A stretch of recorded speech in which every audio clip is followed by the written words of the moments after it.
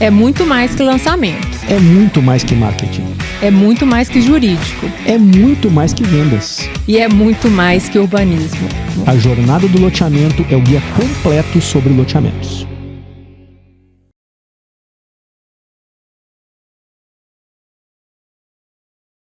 Bem-vindos à Jornada do Loteamento, o seu podcast do mercado de loteamento. E hoje, pessoal,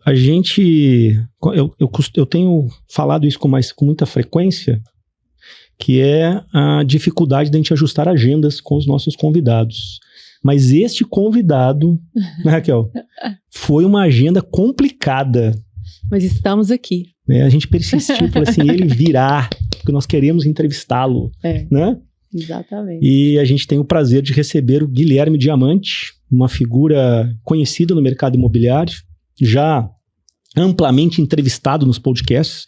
Então a gente pode fazer aqui um exercício de estudar o perfil dele e tal. Ele ficou preocupado se a gente tinha puxado a ficha policial dele, mas nós falamos que não puxamos. Bem-vindo, meu amigo, ao Jornada do Loteamento. Só 3 condenações. Obrigado pelo convite. Obrigado, Raquel. Obrigado, Demi. É um prazer estar aqui com você.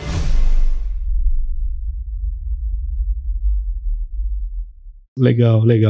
Gente, assim, para quem ainda não conhece o Guilherme, assim, tem um currículo bastante rico e com muitas experiências. Tem 26 anos de experiência no mercado imobiliário, ou seja, o rapaz começou com 10 anos de idade, então... No século passado. Sendo 20 anos atuando na Direcional Engenharia à frente da estruturação do departamento comercial e marketing. E hoje ele é CEO da... É Squad ou Squad? Squad. Já virou Squad. Squad. Já virou Squad. Squad. É Squad mesmo? Então tá. Não adianta ficar tentando corrigir. É Squad pronto. Squad pronto? Então tá bom. Porque lá o pessoal lá da Lotnet ficava assim, gente, é Squad ou Squad? Eu falei, pessoal, eu acho que é Squad. Na tradução... É Squad. É Squad, mas... Squad. Já chamam de Squad. Já brasileirou. Já brasileirou. Entendi. E... também CEO de uma, eu não sei se a gente pode falar que é uma startup, mas uma inovação do mercado, que é a Seller, que é uma ferramenta para aceleração de vendas no mercado secundário, que eu acho que é uma coisa muito legal de a gente explorar aqui nessa conversa. Sim. Também, né?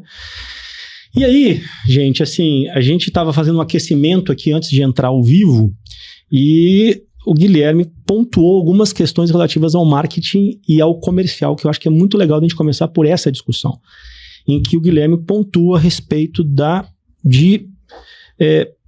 o marketing e o comercial serem, de certa forma, pouco representativos. Ou uma consequência de uma base bem produtada, vamos falar bem produtada.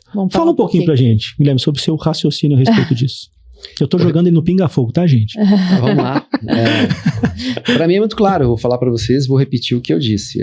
Para mim, o que menos importa nesse processo de construção de um empreendimento é o marketing e o comercial.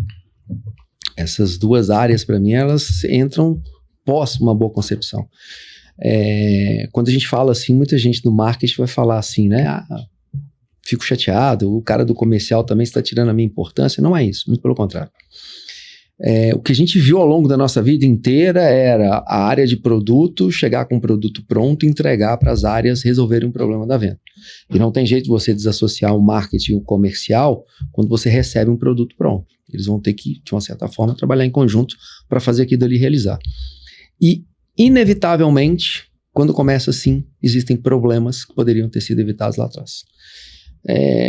Muitas empresas que nos procuram falando assim, olha, o seu histórico, o histórico da sua empresa é um histórico que desenvolve estratégia comercial, desenvolve uma estratégia de marketing e tudo mais. Eu falo, opa, pode parar. Se vocês vieram aqui procurando uma estratégia de marketing comercial, vocês vieram no lugar errado. A gente está aqui para construir o seu negócio juntos. Por quê? Porque ele vai ser mais assertivo. Não adianta fazer um produto que está errado, num lugar errado, entregar para o marketing, transformar aquilo numa coisa bonita e visível ao consumidor. E não adianta criar um produto e entregar para a força de vendas que não é comercial. Ou que está fora do preço, ou que está projetado errado, ou que está no lugar errado. Mágica, de vez em quando, essas duas áreas ainda fazem, né? Tanto o marketing como comercial. Mas milagre eu acho que ainda, né, só Guilherme, uma outra esfera, né, para fazer milagre. Então é isso que acontece. O que a gente vê é que nessa fase de concepção de produto, o empreendedor ele está muito ansioso, né? Ele está ansioso para ter aquele produto, para passar pela aprovação, que é um longo período aí, e colocar isso na cabeça do empreendedor, como se faz? Que ele tem que planejar o empreendimento dele, a pesquisa mercadológica, ou sei lá, o que for a estratégia a ser usada, ela tem que ser lá antes do desenvolvimento do produto.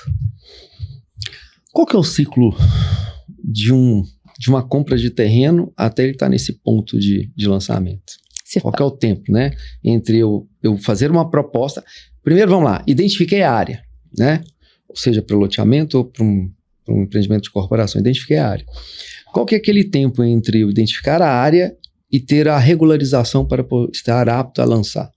Em loteamento, a gente pode falar de 2 a 10 anos infinito. Em incorporação, vai ser a mesma coisa na incorporação imobiliária tradicional, dependendo da cidade, da região, vai ser mais ou menos isso também, dependendo do tamanho da área, a mesma coisa, né? Inclusive passa por um processo bem parecido com o de loteamento, quando a área é muito grande. Então vamos lá. Se ele não está disposto a ter alguém ou ter uma empresa que possa acompanhar isso desde o nascimento e que leve 60 dias a mais dentro desse processo, mas para assegurá-lo que ele vai ter um lançamento assertivo, esse cara não é um empresário. Esse cara é um tocador de obra ou um comprador de terreno. Então ele tem que entender que o mercado imobiliário, e é uma crítica que eu faço há muito tempo, ele é muito amador, ele é muito despreparado. Por quê? Porque as pessoas não são questionadas a parar e pensar. Porque se eu paro para planejar, eu vou levar quanto tempo? Talvez 60 dias? Ok. Isso em 2 anos, em 10 anos... Não representa nada, né? Não representa nada. E as pessoas não perdem esse tempo justamente pelo que você falou, a ansiedade. Ele coloca na conta lá, não, se eu atrasar 60 dias... meu custo financeiro vai ter mais isso de impacto. Mas ele não vê que se ele lançar naquela data, o custo financeiro dele vai ser muito maior, porque o produto dele ou vai ter que vender mais barato, ou vai ter que vender mais devagar.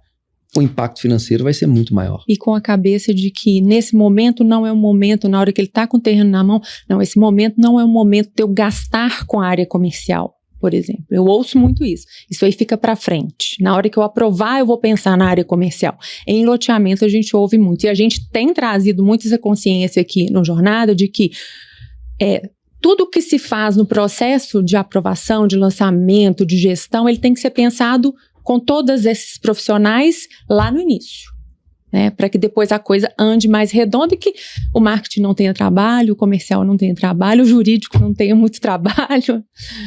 Eu acho que não é nem que não tenha trabalho, sabe? Eu acho que é cada um fazer o seu papel. Sim. Eu acho que quando a gente define claramente os papéis ali dentro de uma jornada, de uma incorporação, né? Dentro de uma jornada que ela é longa, né? E que... por que ela é longa, né? Porque como jurídico você vai poder me ajudar.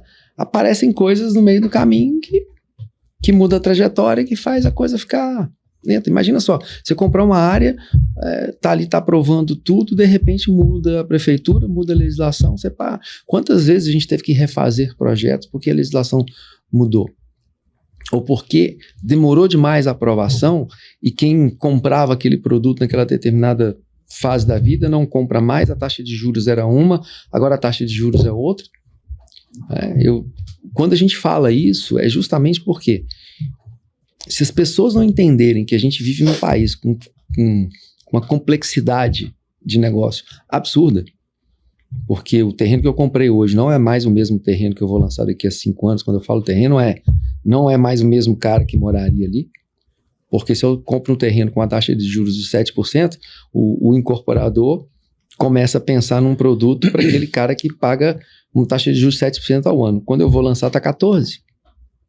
E se eu não tiver um acompanhamento bem feito, uma assessoria bem feita, que essas duas áreas estejam presentes desde o início, assessorando e mostrando, olha, está puxando para o lado de cá, o cara vai ter um produto defasado. E aí ele vai ter prejuízo. Então, é difícil essa educação Eu concordo com você, não só na parte de loteamento, mas na parte de uma incorporação predial. A ansiedade desses incorporadores atrapalha o sucesso da própria empresa deles.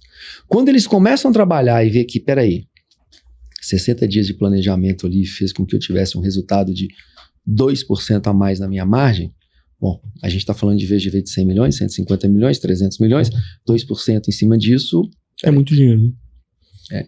Então, essa educação passa por um outro lado, que aí eu acho que é o lado da preparação de quem está na ponta, ou de quem está assessorando, de levar o modelo certo para essas empresas. Falar, olha aqui, eu estou te falando isso porque em vários lançamentos que não seguiram esse passo a passo, a margem dele era essa, caiu para essa. O preço de venda que ele achava era 100 mil, vendeu por 70. Ou achava que ia vender em 6 meses, vendeu em 2 anos. O prejuízo que está tendo ao longo do tempo é muito grande. Então, quando a gente fala, e é uma coisa bacana que vocês estão proporcionando para o mercado e batendo na tecla, é, cara, lançar certo. O lançar certo, a origem do negócio tem que ser acertada. Porque senão o marketing comercial não vai fazer diferença nenhuma para você. Porque tem aquele loteador que ele tem um modelo, estou falando, puxando aqui para o nosso segmento, né? Ele tem um modelo do loteamento que deu certo na cidade X, na cidade Y, ele tem uma tendência de replicar isso, né? E hoje a gente cada vez mais está vendo que as coisas, principalmente no loteamento, elas estão mudando demais. E aí a gente tem que abrir a cabeça desse pessoal, né? Porque senão ele vai lá para Manaus, ele vai lá para Fortaleza, eu estou falando no caso um mineiro aqui, ele não vai poder replicar exatamente a mesma coisa, né? A vida, o contexto, as características são outras, né? Eu queria aproveitar esse gancho da Raquel, e eu fico pensando assim, quando a gente a gente assume um projeto, o desafio maior que a gente tem, Diamante, é exatamente essa questão da conscientização, de frear essa ansiedade por parte dos empreendedores e fazer o by the book, né? Assim, falar, cara, vamos planejar. A partir do planejamento, a gente toma as decisões de produto, de direcionamento de marketing, estratégia comercial, etc., para daí efetivamente executar. Esse é o nosso grande desafio. Assim, porque as pessoas vêm muito certas de que elas estão certas a respeito das suas certezas, né? Certas certezas. Mas eu fico pensando no seu drive, assim, a experiência que você tem de muitos anos, você participou de estruturação de uma grande incorporadora no Brasil, você tem uma empresa que depois eu quero que você explore um pouquinho para as pessoas entenderem, né? Quando você entra num projeto e você pisa num terreno e você recebe esse projeto, quais são os pontos que você avalia e que definem se isso é bom ou ruim? Se está legal para ser lançado ou precisa de adaptação? Como é que você avalia isso? Para contribuir para a nossa audiência. Na maioria das vezes, eu vou falar da parte de incorporação, o incorporador ele acha que ele quer fazer o melhor produto possível para o cliente. O que ele vai lá? Ele escuta superficialmente o mercado, ele acha que um produto de 2 com suíte de 60 metros quadrados para aquela região é o ideal e lança daquele jeito. E ele acha que colocar 2 vagas de garagem vai resolver o problema do cliente. E aí ele acha que ele pode cobrar mais caro porque ele tem 2 vagas de garagem. Tô dando aqui já para vocês um caso real, tá? Que aconteceu. Ele achava isso, ele achava que tinha que ter 2 vagas e por isso ele podia cobrar 30 mil reais a mais. Ele achava que a fachada dele, ele tinha que colocar menos detalhes, investir menos nas fachadas e investir mais dentro do imóvel. Ok. Aí a gente pegou, quando ele chegou esse briefing do produto pra gente, a gente olhou e falou, cara, ele tá totalmente longe do que tá acontecendo no mundo. Ele tá colocando um 2 com suíte, uma região onde tem fácil acesso para todo quanto é lugar, colocando uma vaga a mais para vender para um perfil de pessoas que não tem 2 carros, que a maioria nem sequer vai ser casado, ou grande parte nem filho vai ter. Ele tá tirando da beleza onde todo mundo olha, que é a fachada do prédio, portaria, querendo deixar ela mais pobre, colocar coisas tipo um piso, sei lá das quantas que na época ele estava querendo colocar, que não fazia o menor sentido para aquele público. Ou seja, ele não sabe para quem que ele está vendendo. Ele não conhece quem está vendendo. E de onde veio os inputs dele, desse caso particular? Assim, de onde que ele teve essas certezas? Então, vem da falta de preparo de alguns profissionais do mercado, Porque, óbvio, quando eu chegar numa imobiliária ou num profissional do mercado que não é um profissional, ou seja, é um passante pelo mercado, vamos chamar assim, não é um cara que está ali no mercado imobiliário, é um passante, o que ele vai falar? Eu estou pensando em colocar 2 vagas aqui num 2 quartos. Opa, coloca. Estou pensando em colocar granito no teto, a parede. Não, coloca. Estou pensando em 60 metros. Não, é 60 metros. E as experiências passadas dele, vamos falar de experiências passadas, vamos falar de 4, 5, 6, 7 anos atrás, ele fez um 2 quartos com suíte, com 2 vagas e vendeu. E deu certo. 7 anos atrás. O mercado é outro. E aí quando você olha para ele e fala, ok, isso tudo não vai te custar X. Aí a gente vem e faz a pesquisa e olha que naquela região, o cara não é uma região que o cara tem poder aquisitivo que ele acha que ele tem. Ok, então vamos olhar as outras regiões que aqui dali tem fluxo migratório. Tem fluxo migratório. Mas o cara que vai sair de lá também não vai ter a renda para vir para cá. Então pronto, se você não tiver inteligência no negócio, vai dar errado. E aí nesse caso, o que a gente fez com ele? Não é 60, é 55, o programa é o mesmo, 2 quartos com suíte. Eu estou falando de um custo de construção, e aí a gente tem que entender de A a Z, né? Um custo de construção em média de 3, arredondando aqui, é 2.900 alguma coisa, mas arredondando, fazer conta rápida, R$3.000 um metro quadrado de área construída. Se eu diminuir 5 metros quadrados, eu estou diminuindo 15 mil. Se eu estou tirando uma vaga, eu consigo alocar melhor os prédios, e a questão da topografia vai me ajudar, porque eu não vou ter que fazer tanta interferência no terreno para acomodar todas as vagas. Eu consigo vender por um preço que a pessoa está disposta a pagar e a margem dele vai ser a mesma. Entendeu? Então, é isso que a gente tenta mostrar, que não adianta fazer de qualquer jeito, se você não preparar mesmo, entender para quem que você vai vender. Porque a maioria das pessoas, elas acham que o negócio dela é muito bom. Esse é o grande erro do incorporador. E talvez no loteamento, em alguns casos, acontece a mesma coisa, né? Não, meu terreno é o melhor do mundo, é o único, ok. Diamante, meu avô tinha uma venda no interior, e ele falava uma coisa sempre pra mim que eu nunca vou esquecer. Ele falou assim, meu neto, aqui os personagens são os mesmos, só muda os penteados. Os personagens são os mesmos. É isso aí. Então, o meu terreno é o melhor do mundo, tá melhor localizado, a topografia é sensacional, já tá vendido tudo. Aí normalmente eu pergunto de forma educada, por que você me chamou então? Vendeu tudo, né? O que eu tô fazendo aqui? O que eu tô fazendo aqui, né? É isso. É a mesma coisa, só muda o penteado. Então, quando a gente olha para esse cenário, a gente vê que existe de um lado um problema grande, que é a falta de preparo de boa parte da parcela que está atuando no mercado. Por outro lado, quem quer fazer o trabalho direito está lá, tem uma oportunidade imensa de fazer a coisa certa. Agora, inevitavelmente, quem se cerca de bons profissionais tem constância nos seus resultados. Quem não se cerca de bons profissionais tem voo de galinha. Ou voo que a gente chama de... Avestruz. Avestruz a gente brinca lá com outra coisa que é achar petróleo, né? O cara fica furando. Entendeu? Entendi. Então, assim, você vai para um lado ou para o outro. Ou você vai para baixo, ou você pode até ter alguns sucessos que aí acaba acontecendo. Sem planejamento acaba, mas é 5% do que acontece no mercado imobiliário. Quando a gente vai definitivamente para o que foi racional, cara, aquela empresa vai se destacar.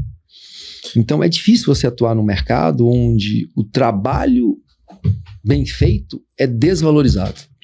E aí precisa de uma educação para todo mundo. Ou aquele cara, assim, apanhar bastante, perder muito dinheiro ao longo da vida e falar assim, não, peraí, eu tenho que render aqui e fazer uma coisa mais profissional. Esse é o grande ponto. Cara, eu fico feliz de escutar você. Fico mesmo. Porque isso está virando, graças a Deus, uma consciência coletiva entre as pessoas que a gente conversa. E a gente alcança muita gente, então é muito bom ouvir isso, porque a gente acredita muito nisso, né? Eu quero aproveitar e te perguntar uma coisa. Primeiro, eu fico feliz, cara, de que você tenha batido nisso, porque parece que todos os convidados têm batido na questão da gente trabalhar produtos mais bem resolvidos e melhor projetados antes de ir para o mercado. Todos estão falando isso. E graças a Deus a gente está tendo a oportunidade de trabalhar com alguns loteadores que estão preocupados com isso. Então, a semana passada eu tive a oportunidade de ir com os loteadores, que a Lotnet atende, para visitar bairros planejados em Pelotas, justamente com o objetivo de a gente compreender o que foi feito, e a gente fez uma imersão tanto na parte de estrutura de negócio, financeira, comportamento de consumo, modelo de negócio, enfim, foi muito legal. E eu estou falando isso para te fazer uma pergunta. Lá, teve uma pergunta que eu fiz para um dos executivos dessa loteadora e falei a respeito de vaga de garagem.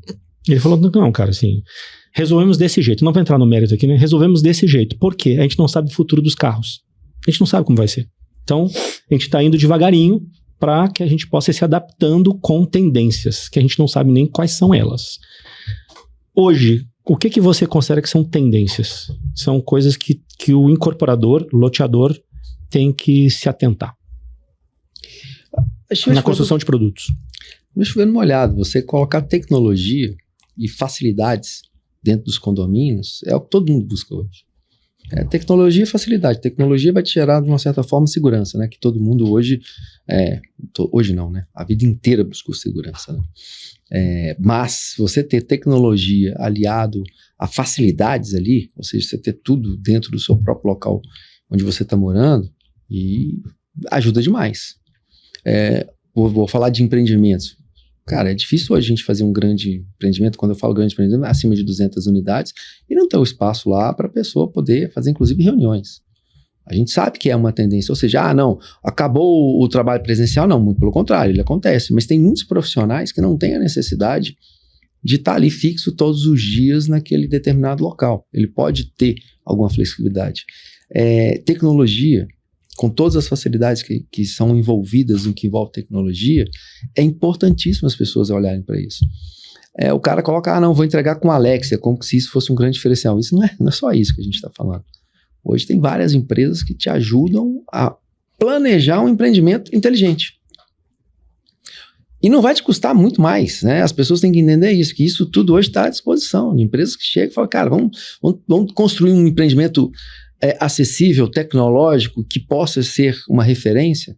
E a maior parte das empresas hoje também não pensam nisso. Em serviços também, Guilherme? A gente tem quando eu ouvido falo facilidade, facilidade é isso, a questão de serviço. E também serviços que unam mais essa comunidade, que façam o mesmo trabalho para várias pessoas ao mesmo tempo, né? Otimização aí de custo, de tempo, da pessoa ter que transitar para uma padaria, para um supermercado e tal, e fazer isso de forma mais comunitária. É o que a gente tem visto de empresas desenvolvendo até programas de gestão mesmo, comunitárias nesse sentido, né?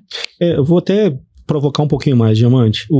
Semana passada, salvo engano, saiu uma matéria, e eu vou pedir daí porque o pessoal do marketing coloque o linkzinho aqui pra gente, para dar os créditos devidos ao jornal que publicou, de uma entrevista com o CEO da MRV. E eu fiquei muito, assim, um pouco surpreso com as declarações dele, dizendo que, você viu, que ele diz que o público MRV, ele já considera que daqui a alguns anos ele não é comprador do produto MRV. Olha isso. Porque o cara não vai querer se endividar por muito tempo, ele não é um tomador de crédito, e de que essa nova geração não é patrimonialista como a nossa, de forma que eles adquiram os imóveis, eles querem uso. Então, eles estão muito mais ligados ao aluguel, ao serviço que você está falando, até porque eles não sabem exatamente onde vão residir, e por esse motivo a MRV está focando em um produto, que é o Lugo, salvo engano, que é uma startup deles, né? Estratégia deles já de aluguel e tal. Então, assim, que vem muito de encontro ao que você está falando. Então, isso me deixou muito impressionado, como é que o cara declara isso, né? Bom, vamos lá. Pinga fogo demais, né? Não, eu acho que tem uma parcela que vai seguir isso, sim. Essa tendência. Tem uma parcela que vai seguir isso. Agora, quando a gente fala de Brasil, mais uma vez, é complicado, né? Porque, vamos lá, essa parcela que compra um imóvel hoje de entrada, né, dentro do programa Minha Casa Minha Vida, é uma parcela da população que ela inevitavelmente depende de auxílio do governo. Leia-se subsídio. Quando a gente transforma isso em vou pagar um aluguel, não vai ser o mesmo valor da prestação. Vai ser mais alto, porque a empresa vai ter que ter o lucro dela. O grande ponto-chave é como é que eu consigo equilibrar o meu custo de construção / preço de locação ou de usufruir daquilo em relação a que eu não tenho nenhum tipo de subsídio do governo. Se o governo entrar fazendo isso, ok. Mas esse é o grande problema. A gente está falando de um déficit habitacional que é grande e crescente, onde mais de 90% dele está numa camada que está atendida dentro do Minha Casa Minha Vida. Então, a gente tem uma camada enorme aqui de baixo que não é atendida, né? Como é que você tira essa pessoa e vai para um aluguel, uma pessoa que está morando na favela? Ela não tem condições de pagar um aluguel. Ou no imóvel cedido, né? Que é muito comum no Brasil, né? A coabitação representa mais de 30% do déficit habitacional do Brasil. Então, quando você olha isso, é um cenário possível, o que ele disse, não é impossível, mas ainda para um segmento um pouquinho mais nichado. Ele pode ampliar? Pode, dado que o governo entre apoiando. É a minha visão. É a minha visão. Perfeito. Eu acho que tem um caminho ainda para ser percorrido. O nosso déficit habitacional ainda eu não tenho esses dados. Mais de 7 milhões de unidades. 7 milhões de unidades. É muita coisa. Não tem jeito mesmo. A gente não produz o suficiente hoje para estancar. Ele é crescente. A gente está aí aguardando o programa Minha Casa Minha Vida para o loteamento. Ele está na lei, mas ele não é regulamentado. A gente está ansioso para isso. Vamos ver o que virá. Bom, demora. Demora. Contem pra gente que tá na sua cabeça, Guilherme. Demora. Não, porque é um negócio complexo, né? Quando você olha isso, você tem outros efeitos, né? Por exemplo, quando você fala de programa Minha Casa Minha Vida, você está falando de um recurso que é o FGTS. E ele é finito, né? Ele não é infinito, né? E todo mundo olha para ele. O que tem que ser colocado na mesa aí, olhando para o lado das empresas que estão operando e olhando para o governo, o que o loteamento gera de emprego e de impostos perante ao que a construção de um prédio vai gerar de emprego e de impostos. Então, é essa conta que eles sempre vão fazer. Talvez esteja aí a grande trava do negócio, porque de um lado aqui, se eu der 30 mil de subsídio aqui, vai me gerar X de emprego, X de compra de material, X disso, X daquilo. Do lado de cá, provavelmente não seja a mesma conta. Então, é aí que as coisas se chocam. Eu acredito que vai se usar muito esse modelo que é recente, que é de poder incorporar casas durante o loteamento. Aí sim. Aí você está tendo a construção ali. Para compra efetiva do lote, não sei se era isso que você estava falando, eu acho que vai ser mais difícil. Assim, a gente ainda é uma incógnita, porque a lei ela só fala que haverá, né, Minha Casa Minha Vida para o loteamento, mas ela ainda não deu as regras, quais serão, inclusive as condições tributárias, ou as condições de financiamento, os benefícios tributários, né, as condições de financiamento, ela não deu nada. Mas a gente que está no mercado aí, né, locubrando o que pode ser, a gente visualiza muito essa questão da casa incorporada. Sim, aí faz todo sentido. Você está atendendo a população da mesma forma e gerando emprego, gerando arrecadação do mesmo jeito. Mas mesmo assim deve demorar. Porque nada anda rápido. Nada anda na velocidade que deveria... Não é rápido. Na velocidade deveria andar, né? Se o país quer crescer, eu acho que tem que ter uma certa velocidade. E assim, eu quero até passar uma régua assim, pra gente passar para os outros assuntos e poder explorar teu conhecimento, Diamante. Mas eu lembrei de um podcast que a gente fez com o Takeda, lá no Complan. E ele deu um exemplo muito interessante. Ele falou, cara, você fez as análises de mercado, trouxe o produto para que seja lançado, e você pode, inclusive, adotar uma prática que não é adotada pelo mercado imobiliário, que é prototipar, né? Que é fazer os protótipos, fazer enfim, algumas simulações, e você levar o público-alvo para ver se o cara valida ou não valida o seu produto, né? E ele bateu muito nisso, assim, quanto tempo você perde? 30 dias, né? 45 dias? Quer dizer, realmente você tem, digamos, ferramentas que permitem tomar uma decisão certa a respeito do produto que vai ser lançado, sem dúvida nenhuma. E aí, vamos imaginar que o loteador, incorporador, fez o para casa direitinho, né? Assim, se cercou do time certo, auxiliou ele em todas as decisões para a construção de um produto que é um produto que todos que participaram têm certeza que vai ser desejado. Considerando a sua experiência de marketing, qual que é a jornada de marketing que você considera adequada para o lançamento de um produto? Jornada adequada. Olha só, tem várias linhas de pensamento que nos levam a um único ponto na minha visão. É como eu trago aquele produto bem desenvolvido para aquela pessoa. Como é que eu faço para comunicar da forma correta? Hoje em dia, você deixou uma coisa, eu costumo dizer o seguinte, muito simplista. As pessoas querem ser simplistas, elas não pensam. Elas falam assim, não, pega o produto, tá certo, marketing digital. Vai resolver o problema. Não vai. Esse é o problema. As pessoas não estão sabendo parar e pensar e falar assim, quais são realmente os canais que eu vou comunicar diretamente com aquele público. E continuam sendo vários canais de comunicação. E todo mundo quer ser simplista, quer ir para o canal digital porque acha que é ali que vai estar o público dele, e não é. E outra coisa, mais uma vez aí, questão do marketing, o produto sendo desenvolvido certo.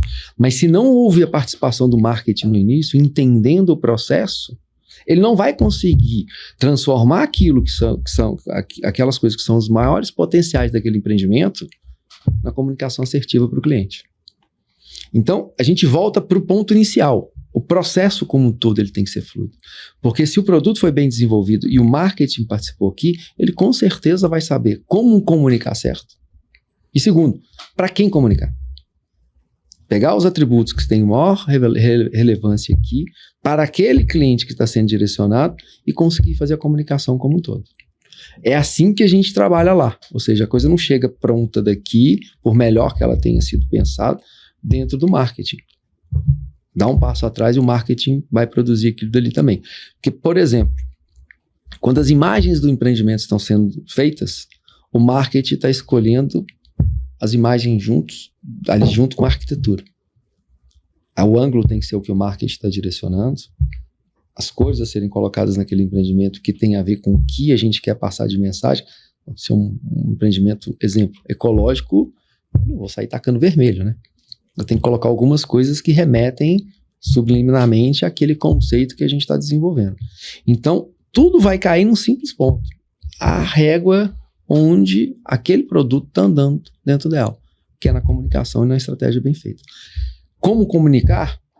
Vários canais. Eu só bato na tecla do seguinte: se as empresas acham que elas irão resolver o problema delas no digital, estão muito enganadas.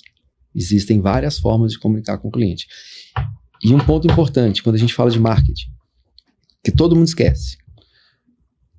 Quando me perguntam o que é marketing, para mim, marketing... Eu estava aqui no meu roteiro de fazer essa pergunta. Então tá bom. Marketing para mim é simples, cuidar bem do seu cliente.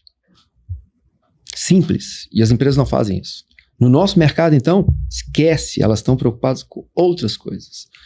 Você gasta um dinheiro enorme para trazer um cliente e deixá-lo ali dentro da sua casa, em algumas vezes insatisfeito. E por mais que o seu empreendimento não tenha dado nenhum tipo de problema para ele, mas em momento nenhum você está conversando com ele. Então tem uma coisa chamada ali, vamos chamar de marketing de relacionamento, que ela é totalmente colocada à parte pelos incorporadores.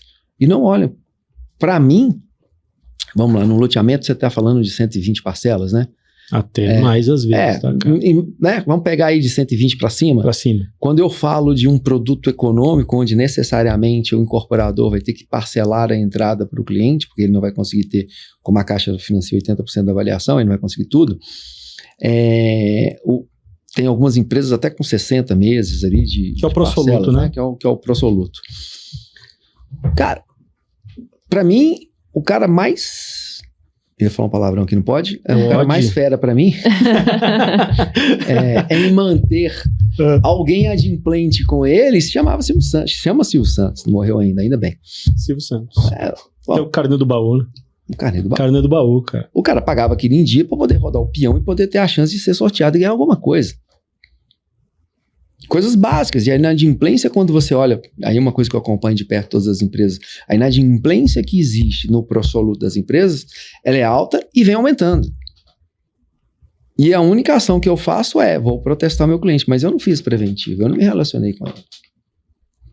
Eu não provoquei, né, alguma coisa positiva para ele pagar em dia, ao invés de ficar inadimplente comigo, pagar em dia para ele ter a possibilidade, exemplo, de ganhar um armário da cozinha, se ele conseguir aquilo ali tudo em dia. Que legal essa ideia. Entendeu? É simples, e a gente tenta colocar isso na cabeça dos nossos clientes o tempo inteiro, porque simples, eu tô ali fazendo uma coisa básica. Cara, eu me vejo assim, como consumidor, o tempo inteiro a minha esposa fica brava comigo quando eu vou comprar alguma coisa. Porque eu sou chato. Sou exigente. Sou pão duro, então já... Né? Então, para vender tem que... Você é mineiro já. Para vender o cara tem que ser muito bom mesmo. Você não vai vender não. Melhor escola é Minas Gerais. Mas eu pago o preço que for, se eu for bem atendido. E as pessoas se esquecem que o atendimento, no meu caso, né, estou comprando ali alguma coisa que vai ser recorrente. Tem quando eu trabalhava na Direcional, o pessoal... Eu vou dar o nome do restaurante, que eu acho que vale a pena. Vou fazer uma propaganda de graça aqui para eles. Não é nem mais o dono, não, que era o Chico, mas assim, tinha um restaurante que do lado da Direcional chamava Pupurri. Pupurri? Existe ainda, mas eu acho que é outra administração. Desde 1997, quando eu entrei na Direcional, eu sempre almocei naquele restaurante. E o pessoal falou, mas, cara, tem outros restaurantes aqui que são legais e tudo. Você só vai nele. Todo mundo chamava, vamos almoçar ali. Não. Se você quer almoçar comigo, se eu tô em BH, eu almoçava lá. Por quê? Relacionamento. Cara, eu fiquei 20 anos almoçando no mesmo lugar. Pergunta se a comida era mais barata. Não. Era melhor? Não. Mas tinha relacionamento. E as pessoas se esquecem. E um fato que eu não vou esquecer nunca e que me marcou quando meu filho nasceu, eu tava com 3, 4 meses, aí no final de semana eu fui lá com a minha esposa. E o cara parou para conversar com a gente. Ou seja, ele deu atenção para uma coisa e o meu filho tava ali. Entendeu? E toda vez que eu ia lá, ele perguntava como é que tava meu filho. E as empresas não perguntam nem a data de nascimento do cara para mandar uma lembrancinha, que seja um cartão, que seja uma mensagem no dia do aniversário. Pro cara, simples. As pessoas não se relacionam, mas gastam 70, 80 mil reais para gerar lead novo. Entendeu? Onde é que está o ponto da visão? A visão não é o que vai entrar. A visão é o que eu tenho, o que eu faço com o que eu tenho. E ninguém sabe fazer. Eu fico imaginando um loteamento à base de pessoas que são atendidas e os incorporadores jogam fora depois. Eu fico imaginando o tanto de gente... Tem empresa lá que a gente gera 6 mil leads por mês. Nós estamos falando de 72 mil leads no ano. O que é feito com aquilo? A empresa, quando entra lá dentro do cliente, nada. A pessoa compra e recebe mal, parabéns. A partir dali é só problema, né? Vou te dar um exemplo. O que fez na Direcional mudar muito essa visão de cliente? Quando a gente contratou uma empresa e foi fazer uma pesquisa com todos os clientes, isso há 15 anos atrás. 15 não mais. Tem 6 que eu saí, então isso tem 17 anos. Isso aí, 2007. Então 17. Conta errada. 17 anos, 2007. A gente contratou uma empresa, ela foi fazer uma pesquisa com os nossos clientes. Para saber quais as áreas eles tinham tido contato e quais as áreas que eles avaliavam melhor. E todo mundo sabe que quando se fala de áreas, você passa para uma área que chama comercial e dentro dessa área comercial tem um corretor de imóveis. Correto? Ok. E todo mundo fala que o corretor não atende bem, né? Se preparar, tudo mais. Pois bem, a área mais bem avaliada foi do corretor de imóveis. Corretor, cara, que legal. Por quê? Porque o cara dava atenção. Ele poderia não ter o conhecimento, mas ele dava atenção. Aí tudo mudou lá dentro. Falou, opa, rasga o manual, vamos focar nas outras áreas aqui que não pode. Não pode ser a área mais bem pontuada, uma área que é terceirizada. Então foi quando começou toda uma transformação ali dentro e deu certo e a coisa está tocando lá da forma correta. Mas se a gente não olhar para o que a gente tem dentro de casa, não adianta. A base é enorme e a gente bate na tecla o tempo inteiro. É muito mais barato você fazer uma venda de relacionamento do que uma venda de uma geração nova. E é simples, né, Guilherme? Não, é simples, é transparência e cuidado, no meu ponto de vista. Cuidado. A pessoa precisa do cuidado. Igual você falou, é um WhatsApp no aniversário, ou é uma comunicação da evolução da obra, né?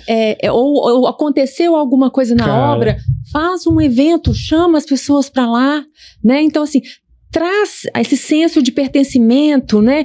Não é só o cliente, vou falar assim, na maioria dos casos, a gente tem exceções maravilhosas, mas ele só recebe cobrança. A área de relacionamento da empresa não é área de relacionamento, é área de cobrança. É só nesse momento que o cliente, a empresa lembra do cliente.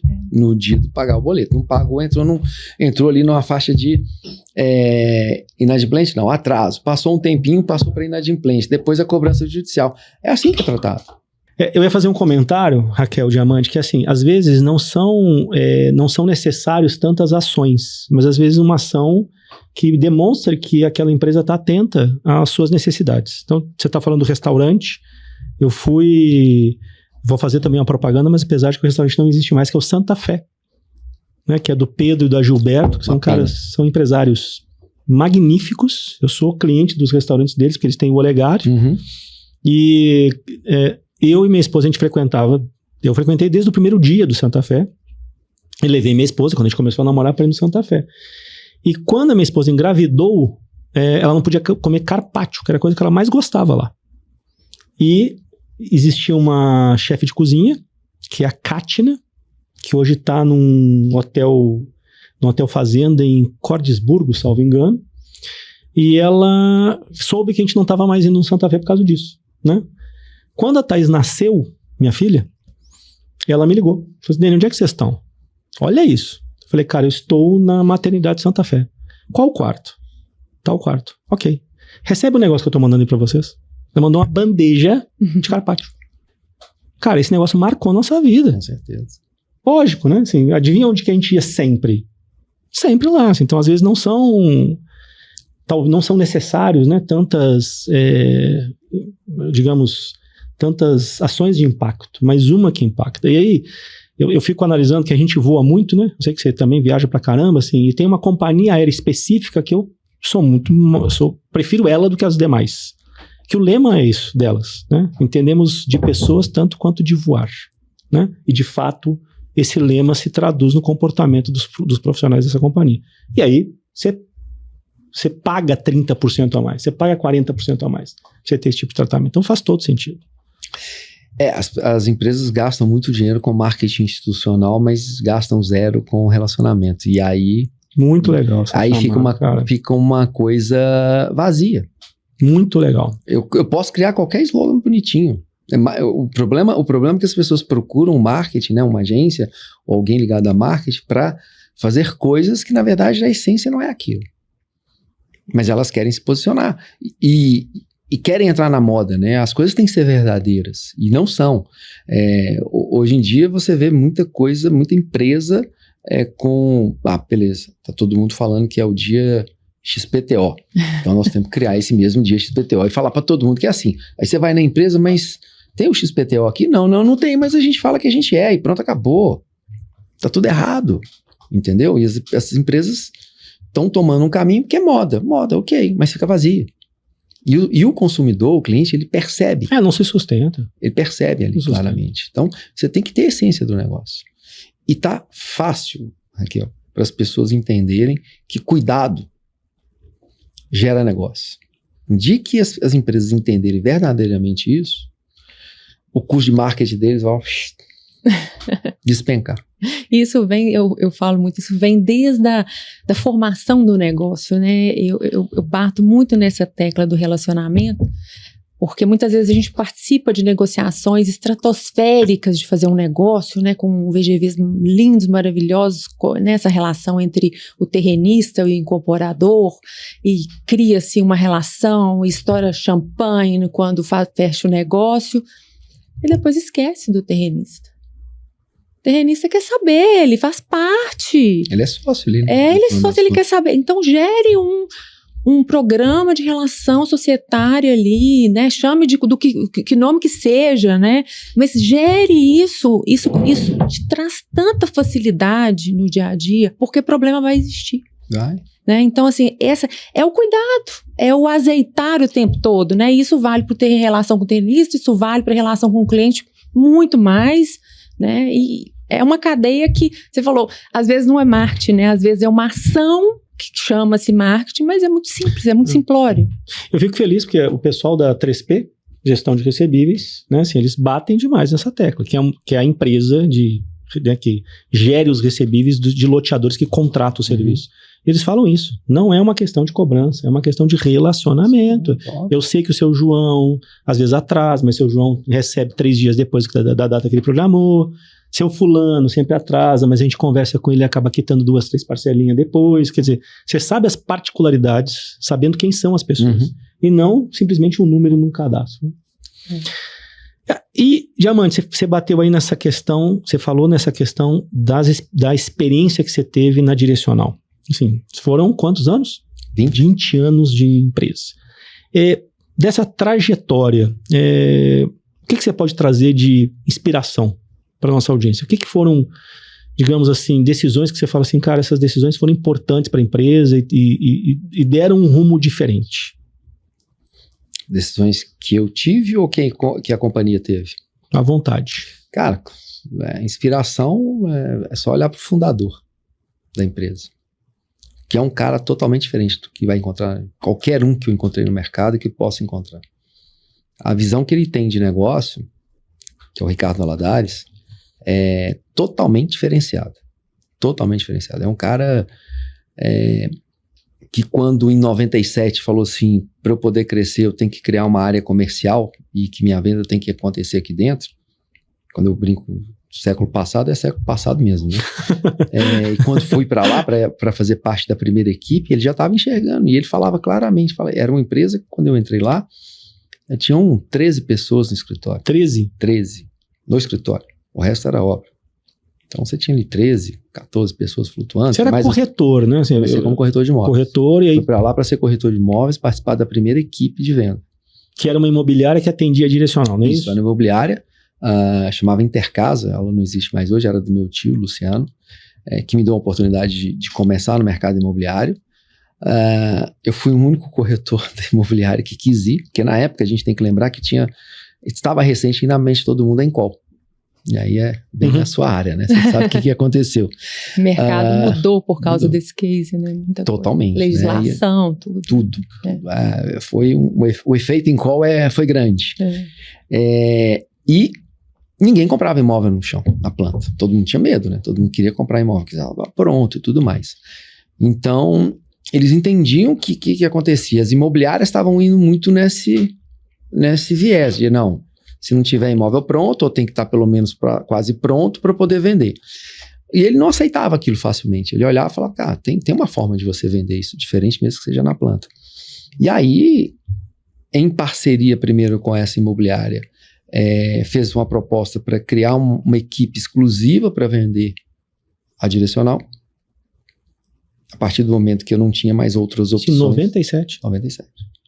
Pode ser mais preciso, nós começamos lá no dia 16 de junho de 97. Por que eu guardo a data? Porque aqui dali minha vida mudou. Eu fui o único corretor da empresa que tinha quase 30 corretores, levantei a mão e falei, eu vou. Todo mundo olhou para minha cara e falou, você é doido. Mas como eu tinha acabado de chegar, então eu não estava impactado negativamente com nada, né? Você fala assim, Guilherme, você fez uma decisão pensada, você analisou a Direcional, você viu que ela de 13 funcionários poderia chegar a 17 mil em tanto tempo, que ia fazer IPO e que... Não. Eu não sabia qual era o tamanho do problema. Falei, eu vou para lá, que lá deve ser melhor. Porque aqui eu tenho 30 para concorrer, lá eu vou ter 4, então... Quando a gente é jovem também, a gente vai. Vai, tá aberto, né? Vai, vambora. Você tinha quantos anos? Eu tinha 24. Aí, vambora. É a hora de arriscar. É a hora de arriscar, vambora. E não tem nada a perder mesmo, vamos para cima. Então, a decisão foi essa. E para mim ali ele tomou a decisão que fez ser a Direcional ser o que é hoje. Porque a partir de tudo isso, e quando eu falo do negócio bem pensado, é porque nenhum produto mais saía da área de incorporação sem a participação do comercial. Entendeu? Legal. Ali e é um cara que nós estamos falando 20 e tantos anos atrás. Ele falava, a determinação o comercial senta na mesa com a corporação, com a arquitetura e com a engenharia. E provocou uma união de todas essas áreas. Eu lembro que eu fazia reunião com o corretor de imóveis, participar da reunião com o diretor de obras da empresa, era só lá mesmo. E o Lucas, que era o diretor de obras na época, era um cara super aberto também. O Edson, que era da incorporação, é outro também que abriu as portas. E aí, quando a gente criou aquele time e falou, opa, dá para fazer um negócio em conjunto aqui? A coisa começou a andar. Então, ele, por várias vezes, mostrou que ele enxergava o que tinha que ser feito. Quando em 99 ele chama e fala, olha, Belo Horizonte está difícil, a gente tem que fazer expansão. Pô, tinha 2 anos só. Foi para Campinas. E ele deu o jeito dele. Falou, não sei como é que eu vou fazer, mas eu vou lá. seja, para ele, nada era impossível. Quando veio uma situação que foi Manaus, foi a única vez que eu duvidei da capacidade dele, devo confessar. Manaus? Porque, cara, a gente tava no Rio, tava em São Paulo, tava em Brasília e BH. Ok. Estamos em regiões onde a coisa é mais fácil, vende, tudo bem. Tava super tranquilo.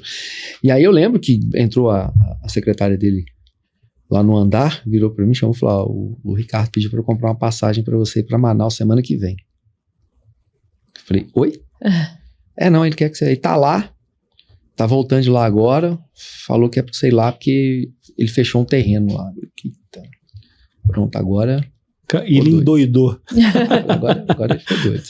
Nisso vem o Edson, que era o cara de incorporação, entra assim, eu lembro direitinho, eu tava pegando uma água, ele olhou e falou assim, cara, eu acho que o chefe ficou doido. Eu falei, por quê? Te mandou pra Manaus também? Você também tá indo? Tô. Assim, tem coisas que acontecem, mas eu levei uma semana lá pra chegar à mesma conclusão que ele levou um dia. Nossa. E ó que eu levantei o mercado. De tudo que você pensa. E ali foi a virada de chave da Direcional, porque ele entrou num empreendimento, que era o Elisa Miranda, foram 1.986 unidades. Nós vendemos o primeiro empreendimento em menos de 1 hora, 496 unidades. Briga, literalmente briga. E quando eu falo briga, é via de fato de cliente. A gente teve que botar segurança para separar a briga, porque eu queria aquela unidade nem nada. Aquilo dali fez com que o fundo Tarpon olhasse para a Direcional, quando ela não conseguiu fazer o IPO, porque fechou por causa da crise da bolha americana, que comprasse uma participação da Direcional, que a preparou melhor para fazer o IPO em 2019. E Manaus chegou uma época a ser 50% do faturamento da empresa, quando colocava faixa 1 e incorporação. Então, quando ele olhou o negócio, ele viu uma esteira de crescimento perene. E o cuidado que ele tem com as pessoas, e quando você olhar assim, como é que ele construiu aquela empresa de uma forma leve, porém pesado. Aí você fala assim, mas como é que pode ser leve e pesado? Porque você se cobrava o tempo inteiro de não querer decepcionar aquele cara. Porque todo mundo tinha ele como um ídolo ali dentro. Cara, eu não vou decepcionar esse cara de jeito nenhum. Então, o leve é porque ele não te colocava essa cobrança, ele conversava com você e falava assim, cara, a gente precisa disso, disso, disso, disso. E a gente se matava ali dentro para não decepcionar. Não era para fazer pra gente, era porque não queria ter aquela decepção, chegar e falar, cara, não consegui. E não era medo porque não tinha, você vai ser mandado embora por isso. Não, muito pelo contrário. Toda vez que não dava certo do jeito que a gente imaginava, ele sentava e falava, tá, dá pra melhorar. A gente vai conseguir fazer diferente. Vamos lá que vai dar certo. Vamos juntos. O que você precisa de ajuda? Então, para mim, eu posso relatar aqui vários acertos da Direcional. Tá fácil, né? A gente lançou empreendimentos que todo mundo conhece. Mas por trás disso, tem um cara que nos moldou e nos preparou para ter um determinado sucesso na nossa carreira. E eu sou o que eu sou hoje 100% por causa dele. Em todo lugar que eu vou, eu falo, você fez isso, eu fiz, mas quem fez foi ele. Ele é o responsável por eu ter atingido o que eu atingi, o que a minha equipe atingiu, o que vários profissionais que estiveram com ele, vários, hoje estão em cargo de liderança ou têm as empresas de destaque no mercado imobiliário. E talvez esse seja o maior feito de um ser humano, né? Ele conseguiu replicar a filosofia de trabalho dele, a filosofia de vida dele, em várias pessoas que estão aí, são pessoas de sucesso. Então, para mim a liderança inspiradora. Totalmente. Daí a gente pode concluir também, Guilherme, que o dono tem que estar no negócio? 100%. Empresa que não tem dono ou que é da indústria imobiliária, sem essa referência de dono, o que você acha disso? Que eu já ouvi várias pessoas com opiniões diferentes. Assim. É simples. A gente teve alguns casos de empresas que eram grandes no mercado imobiliário e que elas entraram em recuperação judicial. 100% delas não tinham dono. A crise de 2014 fez com que várias empresas tivessem problemas seríssimos. Você pode pegar todas, não vou citar os nomes das empresas, mas qualquer um que estiver nos ouvindo aqui, é só jogar aí, dar um Google e vai ver quais as empresas entraram em recuperação judicial. Você vai ver que por trás dessas empresas tinha um banco ou financeiras. Ou seja, não tinham donos. Não tinham donos. Não sabia, não tinha ali, não sabia a necessidade do determinado momento do mercado, não sabia o que fazer, porque na hora que tá tudo lindo, é fácil, né? Déficit habitacional alto, taxa de juros baixa, você vai vender. Agora, na hora que deu o primeiro deslize, que a gente fala, primeira maré baixa, você viu quem que tava com as calças no joelho. Eu queria explorar só um pouquinho mais essa questão da liderança, cara. A gente fez um podcast com o Lui, você também, né? Teve uma conversa com ele, e a gente explorou um pouquinho essa questão dos soft skills, né? E o que nessa liderança que você teve inspiradora são pontos que você busca seguir hoje como líder da sua empresa? Quais são os aspectos? Pois é o 235959. Começou lá. E eu ia te perguntar isso, o que é? Que eu tenho a blusa, às vezes eu vou pra academia, o pessoal já reconhece que é da Squad, fala, você é do diamante, né? Eu não ganhei, falei, azar seu, eu ganhei. Eu não ganhei. O que é o 235959? Adorei o tema. Cara, olha só, é muito, essa filosofia dele que foi colocando na gente, isso aqui, você fala assim, foi o Ricardo que criou isso? Não, mas subliminarmente ele passou essa mensagem pra gente, que não desistir nunca, mesmo que falte um segundo para o dia acabar. Você pode bater sua meta, é possível você alcançar aquele resultado. E 2, zerou. Meu amigo, faça melhor do que você fez até agora. Porque... O que zerou? Zerou, tipo... Deu 0 hora, seu dia começou de novo, entendi. Você tem que ser melhor do que você foi. Você tem que ser melhor como profissional, você tem que ser melhor como vendedor, você tem que ser melhor como engenheiro, e principalmente você tem que ser melhor como pessoa. Você tem que buscar estar evoluindo. Ou seja, nunca ache que você chegou no topo. Era a frase que ele sempre passava pra gente. Cara, não acha que você é melhor, não. E é uma forma dele falar pra gente assim, humildade sempre.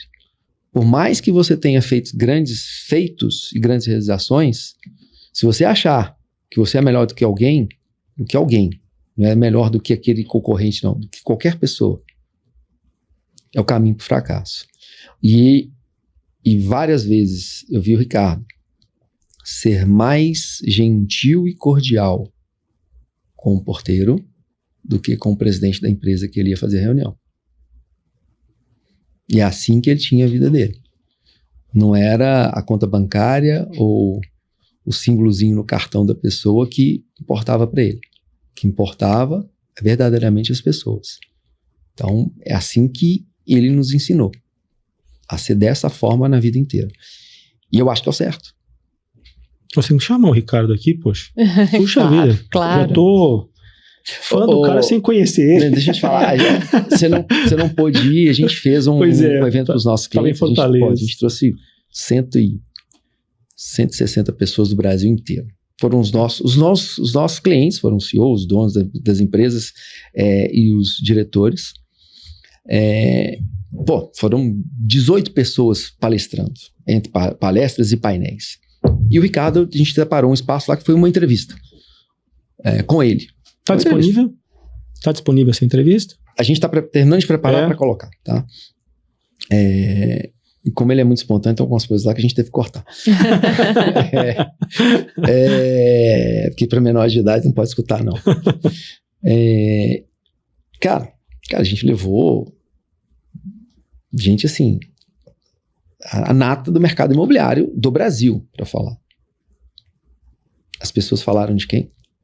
Do bate-papo com ele, da entrevista que foi feita com ele, da conversa, o ensinamento que ele passou ali para todo mundo.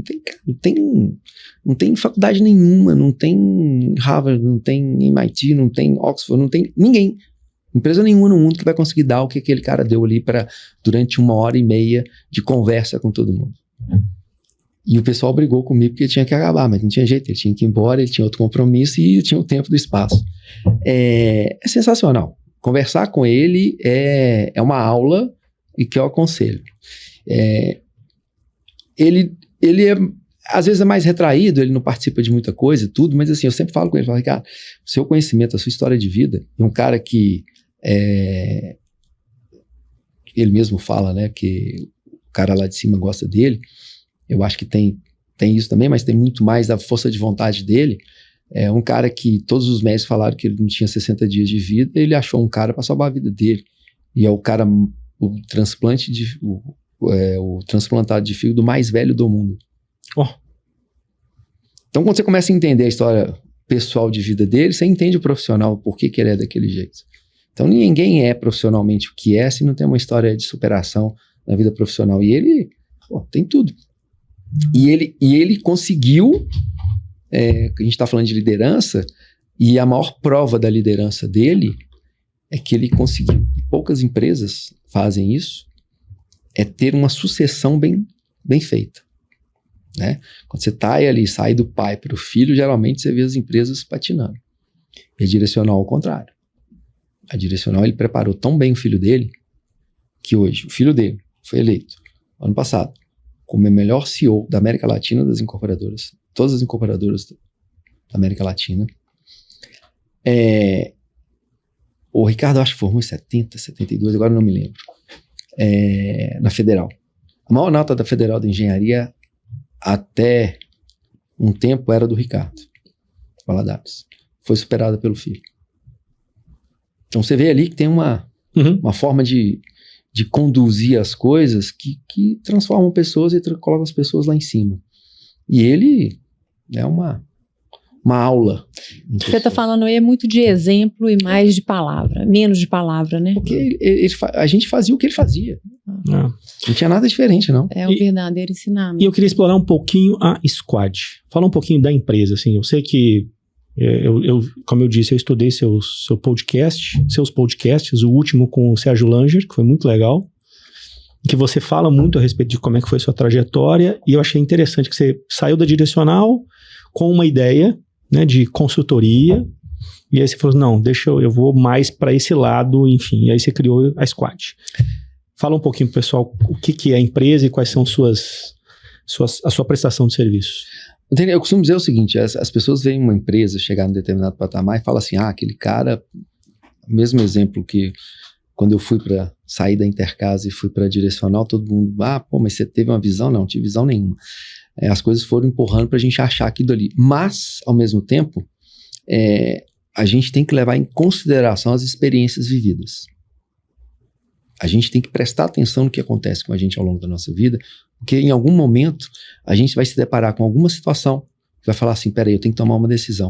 O que eu já vivi que pode me dar um caminho aqui? Isso é importante. Na minha história com a Direcional, o que era? Eu era responsável desde a compra de terreno, desenvolvimento de produto, marketing, comercial e a Direcional Vendas, a imobiliária. A gente criou uma imobiliária da Direcional acabou virando uma imobiliária mesmo, né? Não só uma house, mas uma imobiliária com vida própria. Ela tem uma área totalmente separada lá. Que eu te confesso que eu adorei. Por quê? Eu dividia espaço com você na Lopes, com o Júnior. Eu era Gran Viver, sim, né? Então, e o meu maior concorrente era a Direcional. Era a Direcional, exatamente. E o que acontecia ali? Você tinha um processo todo por inteiro. Ok, então eu segui todo o caminho. Em 2013, a gente ia muito visitar, principalmente fora do país, empresas ligadas a marketing. A gente foi 2013 em Chicago. Aí, ou seja, o mercado imobiliário estava começando a experimentar a questão do digital. Aí fizeram uma missão lá, a gente foi para lá com outros. Não, do mercado imobiliário só tinha gente, mas a gente foi visitar as empresas. E tinha uma lá que eu queria, que era a que atuava de uma certa forma no mercado imobiliário. Mas enfim, não é nem nessa empresa que eu vou falar. Chegamos numa empresa, chegamos num prédio, devia ter lá 8, 10 andares. Aí o juvenil aqui, qual andar que é a agência? Aí o cara olhou pro meu lado e falou assim, é o prédio. E, opa, tem um trem diferente aqui. Era o prédio inteiro. Era o prédio inteiro. Aí eu falei, tem uma coisa diferente aqui. E naquela época você tinha muito agência on e agência off, né? Nós estamos falando de 11 anos atrás, então as empresas eram divididas assim ainda. As redes sociais ainda, né, em início. Se não me engano, só tinha Facebook, nem Instagram direito, oficialmente, né, com essa força toda existia. Recentemente, a Tecnisa tinha feito, em 2009, se não me engano, 2010, a primeira venda que começou no canal digital através do Twitter. Então, era muito incipiente. E quando a gente começou a entrar, cara, o on e o off funcionava no mesmo lugar. A agência promo era lá também, a agência de pesquisa era lá, a agência de dados era lá. Eu me lembro que a gente entrou num andar deles, que era um supermercado montado, porque eles atendiam grandes redes de supermercado lá. Então, eles faziam testes com os clientes, levavam lá para testar. Tava tudo lá. E o que o cara me falou foi, olha, o cliente não precisa sair procurando nada, eu resolvo 100% do problema dele. Ok. 2013. Sai da direcional, 2018. Na negociação de saída, o Ricardo fala, olha, então tá, você vai sair, o que você vai fazer? Vou dar consultoria, não tem um espaço aqui, porque monta uma imobiliária para vender exclusivamente para direcional durante 1 ano, eu vou te ceder o espaço. Falei, ok. Quando eu escutei isso, sabe o que eu pensei? Eu falei assim, cara, ele quer fazer uma transição suave. É isso mesmo. Foi isso, né? É isso mesmo. A inteligência dele... Eu imaginei isso. Bem nessa linha, você foi em cima do ponto. E aí eu entrei naquele lugar, falei, cara, vou montar uma imobiliária de novo, o que eu vou fazer com isso? Mas o que eu vou fazer com isso? Aí, pá, um dia em casa, eu só não vou falar o lugar que eu tava, que é lá onde eu penso mais. O que tá faltando no mercado imobiliário? O que eu sentia muito na pele na direcional quando era antes, no final, antes da gente ter tudo de baixo, eram áreas separadas, eu tinha um diretor de incorporação, eu tinha um diretor de repasse, não estava separado, estava um no financeiro, outro na obra, e todo mundo reclama que perde-se tempo demais no processo. Porque quando compra o terreno, esse cara que está comprando o terreno não conversou com o cara que vai vender, a pessoa que está desenvolvendo o projeto não conversou com quem vai fazer as imagens, quem está fazendo as imagens não conversou com o cara do marketing, o comercial não conversou com o marketing não conversou com o comercial. Opa! Grandes empresas têm isso, né? Tudo desenvolvido. Agora vamos lá, elas representam 3% do mercado. E as médias e pequenas que não têm isso, precisam de serviços, porque como o tempo é muito longo de desenvolvimento, imagina uma empresa que está ali, carregar um diretor de marketing, um diretor comercial, um diretor de incorporação, ao longo de 3 anos para fazer o lançamento. O custo fixo dele foi lá para as alturas. Por que não oferecer para esses incorporadores, a tempo de demanda deles, algo com o mesmo conhecimento e por um valor que não vai pesar tanto no custo dele? E foi aí que a gente criou o Squad. E porque Squad veio ali na tradução, o esquadrão, a gente trouxe pessoas para participar desse projeto, que eram pessoas que tinham trabalhado comigo na direcional e que eram reconhecidas por serem pessoas extremamente capacitadas no mercado. A gente montou um time forte e através desse time forte criamos uma esteira de produção. Então a gente consegue diminuir o tempo que aquele incorporador perde, porque imagina só, eu contrato o seu escritório para fazer o projeto, o escritório dela para fazer as imagens e a minha empresa para vender. Alguém tem que conversar com esses 3. E vou falar uma coisa para vocês. Eu sou profissional de marketing. Que os arquitetos e os marqueteiros que não me levem a mão. Mas são 2 bichos bem vaidosos, né? Vai mexer com arquiteto e com marketing publicitário que você vai entender que a vaidade ali é grande. Então como é o mais bonito. Os jovens, tô ligado. Tô ligado. A peça dele tem que ser mais bonita, mas esse conceito tá atrapalhando no meu visual. Não, acabou, não tem isso. Quem que é o cliente? O cliente é aquele cara. O que ele quer? Quer aquilo. Aí eu lembro do meu professor de pós em marketing, que foi uma das coisas que eu levei para a vida inteira, que eu fiz um projeto lá achando que estava bonito e no final das contas tomei 0 na prova. Afundei o grupo, inclusive, o pessoal ficou puto comigo, mas ele falou, Guilherme, cara, tá lindo, só que tá pro público errado. Tá o quê? Pro público errado. Se o seu cliente quer uma camisa rosa de bolinha azul, faça a melhor camisa rosa de bolinha azul, entregue para ele. Você tem que atender a necessidade do consumidor, não a sua. E aquilo para mim ficou marcado. Então, o publicitário e o arquiteto ele quer fazer o bonito, mas nem sempre o bonito vai dar conta de vender. Nem sempre o bonito eu vou passar a mensagem correta para o meu cliente. Então, quando a gente coloca tudo num lugar, a gente entrega uma coisa mais completa para o nosso cliente. É óbvio, vai resolver 100% dos problemas? Não. Mas resolve 30%. Tenta pelo menos estancar ali o problema de comunicação que existe e é forte. A partir do momento que você faz esse trabalho conjunto, você consegue dar mais eficiência para o processo como um todo. Então, a Squad surgiu assim. É dessa forma que ela se posiciona no mercado. Ou seja, você pega um terreno e vai de cabo a rabo. A gente ajuda ele a desenvolver tudo. Tudo. Desde da concepção de projeto, perspectiva. A gente faz o projeto para o econômico, né? Para o mercado imobiliário econômico, vamos falar de econômico, não só Minha Casa Minha Vida, mas até 500 mil. A gente faz vários projetos. Mas buscando o quê? Eficiência. Aquela coisa, cara, por que eu vou ter que fazer? Lembra do início aqui, a gente falando, o cara queria 60, a gente falou, vamos fazer 55? Vamos tirar essa vaga aqui, vamos deixar uma?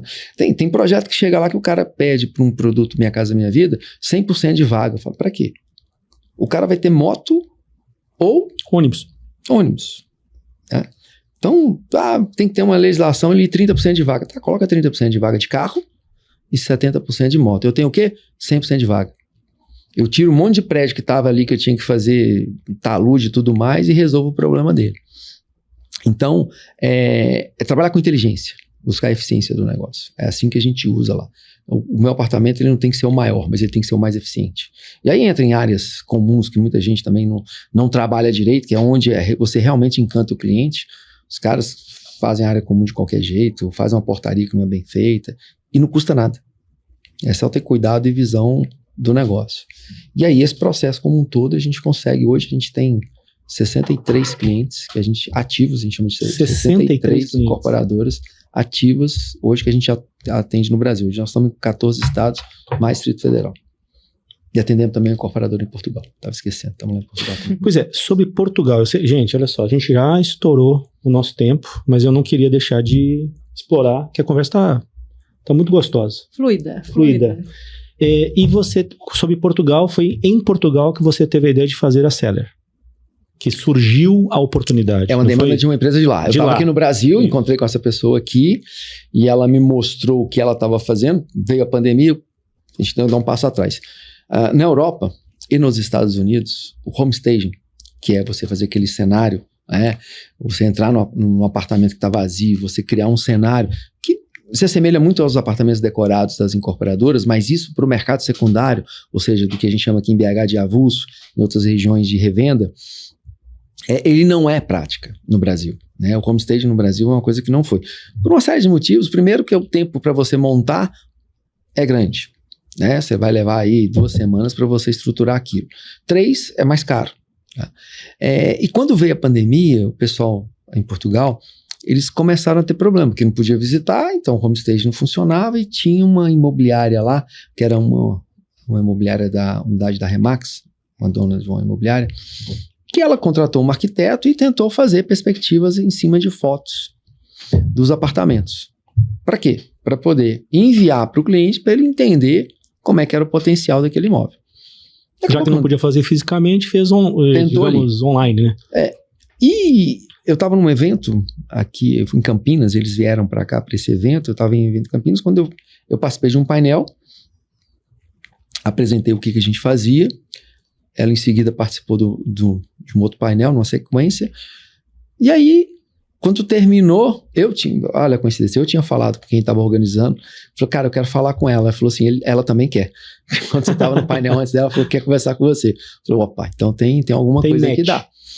E aí, quando sentamos ela e o sócio dela, que é o marido dela, ela já foi falando assim, eu vi suas imagens, eu quero isso para isso. Você dá conta de fazer? Bom, ou seja, eu quero que você pegue as fotos, faça do mesmo jeito que você faz as imagens para os incorporadores, num tempo na época ela pediu 2 semanas. Cara, uma imagem quando o incorporador contrata a gente entrega um pacote hoje com 30 dias, 40 dias, né? Cara, é desafiador.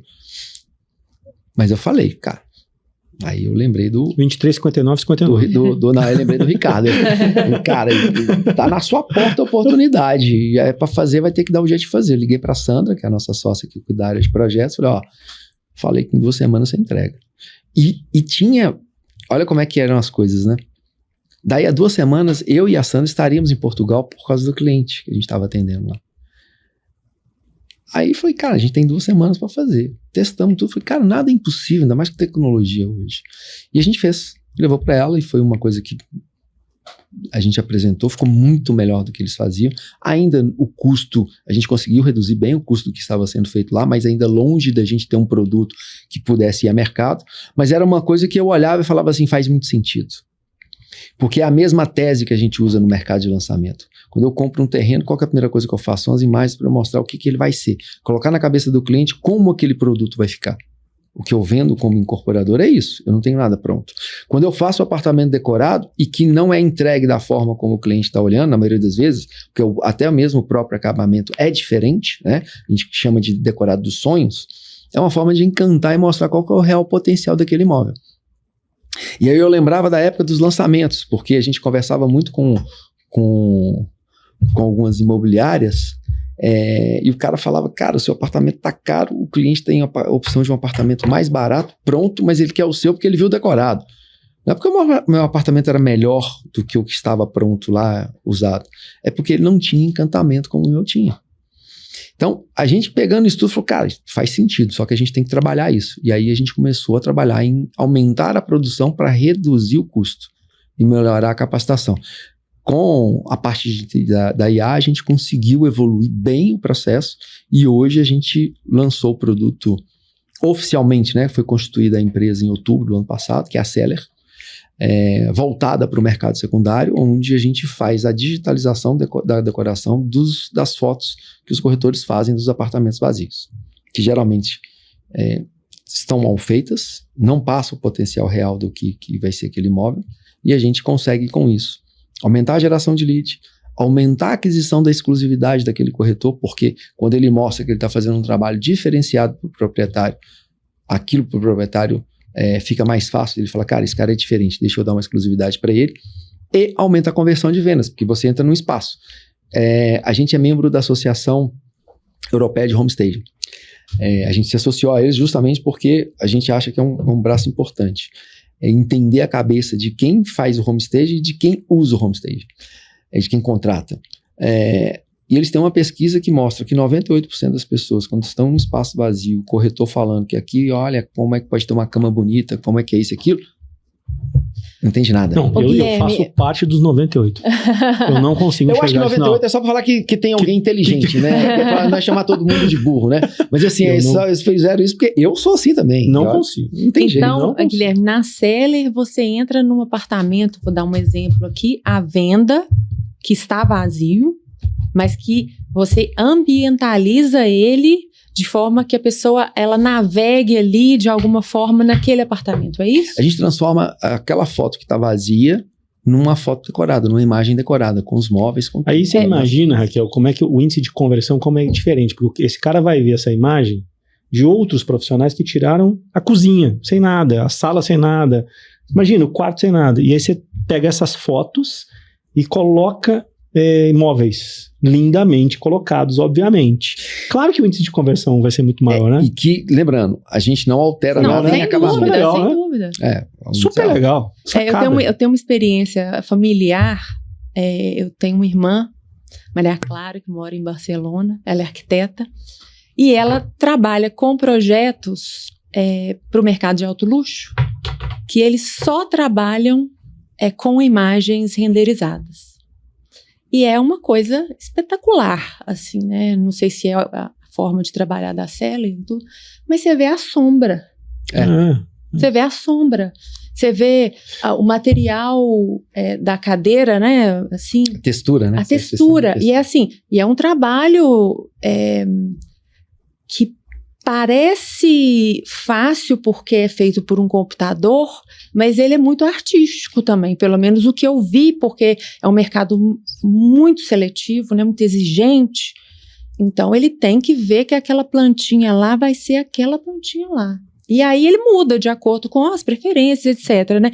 E isso é muito da Europa, isso tem muito a ver com esse conceito, porque eu tô falando de uma experiência, né, que eu vejo a minha irmã lá trabalhando com isso especificamente. Barcelona é um dos lugares para arquitetura mais inspiradores que tem, tanto é que as maiores escolas, uma das maiores escolas de arquitetura está lá, mas esse conceito nasceu nos Estados Unidos. Eu conheci a senhora que era uma corretora, que no final da década de 70 ela tinha problemas para vender os imóveis dos clientes e ela sugeriu isso. Ela sugeriu ambientar. Então, esse conceito de homestage, ele nasce lá, nasce nos Estados Unidos, tanto é que hoje boa parte dos imóveis que são vendidos sem lá. dúvida, mas eu falo a questão da programação, isso das imagens mesmo, não da venda ambientalizada fisicamente, né? Porque isso a gente vê que nos Estados Unidos é o que acontece, né? Tem aquele open house, etc, né? Que aí se investe porque realmente tem uma exclusividade, que é muito diferente daqui, né? Exatamente. Você tem um cuidado maior na Europa, sim, você está certo no que você está colocando. As pessoas são mais cuidadosas com o que estão mostrando, né? São mais detalhistas, né? A gente hoje, a Celler atua no Reino Unido, Espanha, Portugal e Estados Unidos. A gente vê que o nível de visualização daqueles clientes quando recebem, por exemplo, um cliente nosso do Reino Unido recebeu, ele olha aquilo e já fala, não, mas poderia estar um pouquinho melhor aqui. A gente pode mandar a mesma coisa para os Estados Unidos que para ele está ótimo. Entendeu? Então, assim, esse olhar mais afinado, mais apurado, vamos chamar assim, o europeu tem mais. Não, e olha só que interessante, a gente teve essa experiência, né, no Rio Grande do Sul, que eu comentei com vocês, e uma das incorporações que foram feitas foram de estúdios, e ela aconteceu um pouco antes da pandemia, a venda. Desculpa, ela aconteceu bem antes, um pouco antes da pandemia foi entregue, só que houve um nível enorme de distratos em função da pandemia.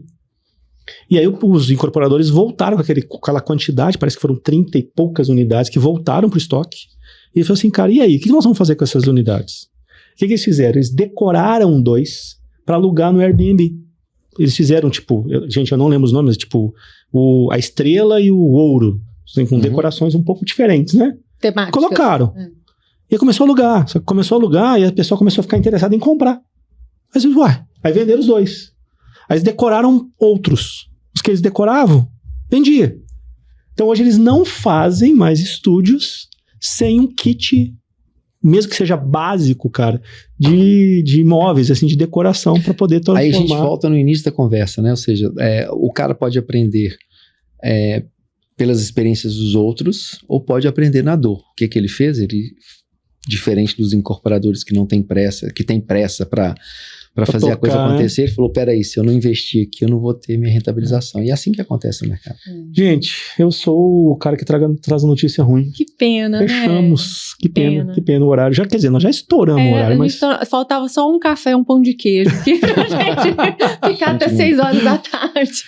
Quando a gente gosta do que faz, a gente pode bater papo o dia, a noite, a madrugada. É bom demais, né? Semana, Diamante, eu quero deixar aí livre para você falar as palavras finais, assim, quais são as recomendações para as pessoas que estão nos assistindo. Então nós temos aqui desde a pessoa que está fazendo seu primeiro negócio e que está nos escutando para aprender, até o loteador, o incorporador que é mais experiente. Quais são as suas recomendações finais? Quer dizer, finais mais ou menos, você está convidado a vir quando você quiser. Tem que ter parte 2. Parte 2. Posso falar uma coisa totalmente diferente? É difícil você falar, olha, siga esse caminho, siga aquele. Eu acho isso muito pretensioso da minha parte. Mas eu vou deixar para vocês aqui o que é o meu lema. Nós somos o produto das experiências que vivemos e da influência das pessoas com as quais convivemos. A gente se resume a isso. Procurem boas pessoas para serem influenciados e não desperdicem uma boa experiência. Viva! É assim que a gente segue a nossa vida. Puxa vida. Muito inspirador. Muito legal. Muito legal. Cara, muitíssimo obrigado mesmo por você ter vindo e participado e contribuído muito pro jornal. Demorou, mas aconteceu. Valeu muito a pena, Guilherme. Muito obrigada mesmo. Foi um prazer conhecer você. Eu acho que os nossos ouvintes aí vão ficar muito, muito inspirados, né? Igual nós ficamos aqui de te ouvir. E as minhas recomendações finais para quem está nos ouvindo ou quem está nos assistindo é: primeira, se você não faz parte ainda da comunidade do Jornada do Loteamento, você está perdendo, porque está tendo discussões muito legais dentro da comunidade. Então, basicamente, para que vocês entendam, a gente criou um grupo do WhatsApp, que lá a gente tem a liberdade de conversar a respeito do mercado e tirar as dúvidas e, enfim, aberto para todas as pessoas. Cases reais, né? Tá sendo muito legal. Segundo, eu costumo solicitar que seja compartilhado. Este episódio você não tem opção, você tem que compartilhar. São várias reflexões que vão ser muito importantes. Então, compartilha com aquelas pessoas que você julga que vai acrescentar as informações aqui. E a última é: até o próximo episódio. Grande abraço. É muito mais que lançamento. É muito mais que marketing. É muito mais que jurídico. É muito mais que vendas. E é muito mais que urbanismo. A Jornada do Loteamento é o guia completo sobre loteamentos.